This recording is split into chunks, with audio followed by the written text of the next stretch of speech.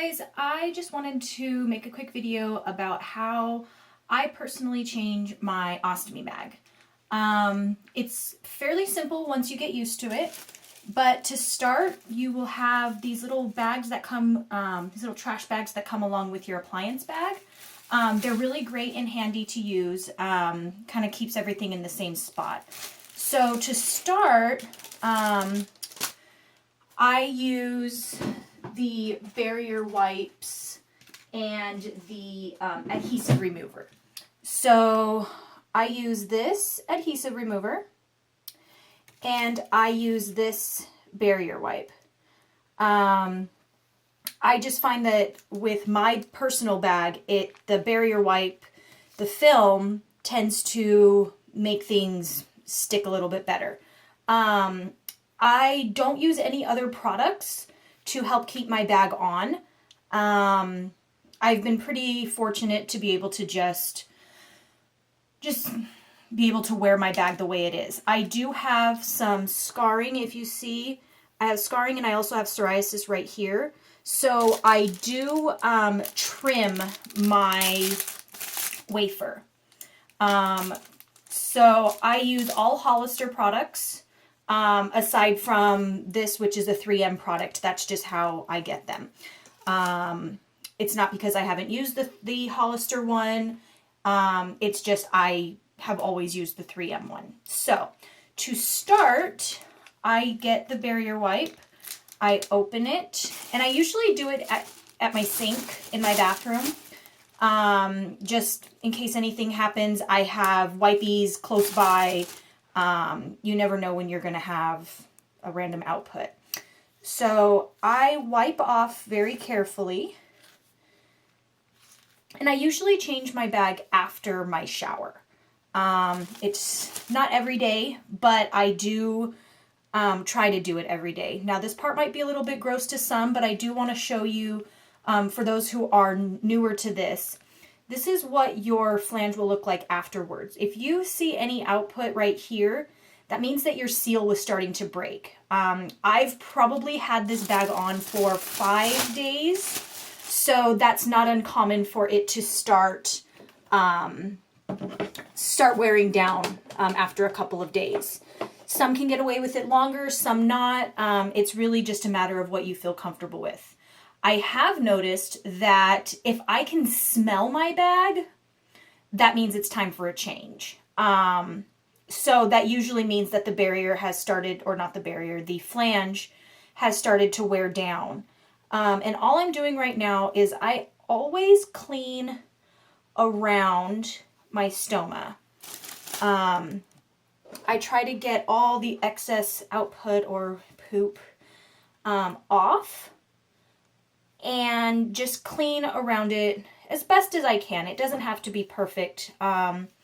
Maybe that's just something I'm a little bit more picky about, but I do like to have the area clean.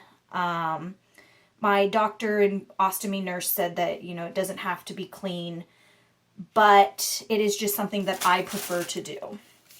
So once I get it wiped off, I put the barrier wipe on.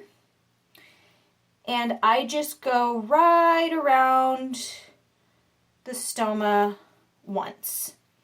I do find that if I do it more than once, that it tends to have a buildup around it. So while that's drying, I get my flange and I cut. I do have pre-cut for the circle, and it does fit, as you can see, just perfectly around my stoma. However, the part that doesn't fit is this paper around. Because of my psoriasis and my scarring right here, and I also have some scarring down here, which also tends to get psoriasis on it, which is also why I use the barrier to kind of help protect against the psoriasis and the skin breakdown, is I cut just carefully around. Let me show you. I cut around my flange. So I only cut maybe about this much off. I leave that much on. As long as you don't cut into this part right here, you don't break down any of the security of your flange. I do this so that the paper part stays on better, which tends to give me a longer wear time. So I just carefully cut around. And at first I was really, really leery about cutting it, and what if I cut off too much, and just all kinds of different things. But I found in the end that this definitely helps it stay on better for me. One thing, not just about obviously our disease, but how we get to wear our appliance is definitely unique to each of us. So this is something that I do that's probably a little bit different than some. Then I know that my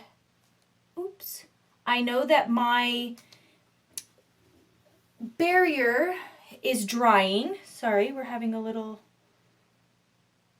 This is also why I do it in the bathroom. I have my tissue right near me, and so I can easily just clean it up and continue going. So I put this on, make sure it's just right around it, and then I seal it nicely with like that. And then take off the remaining white paper.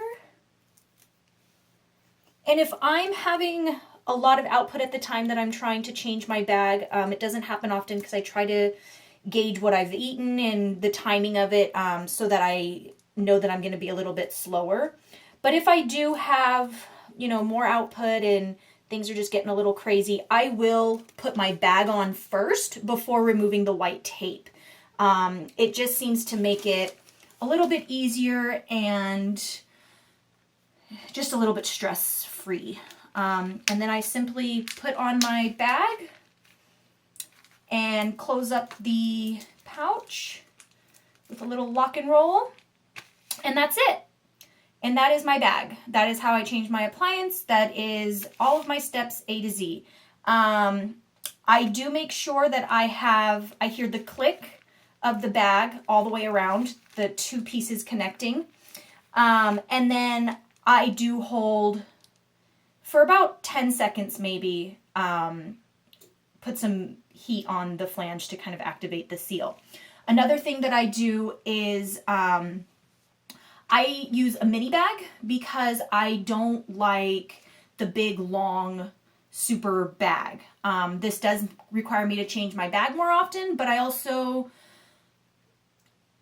it's just more comfortable for me. So I probably empty my bag 4 or 5 times a day, depending on what I've eaten, depending on a lot of different factors, but it does usually end up about 4 to 5 times a day. And that's it. And then I tend to wear leggings almost every day. So I put my leggings on, pull my shirt down, and voila. Have a good day, everybody. Bye.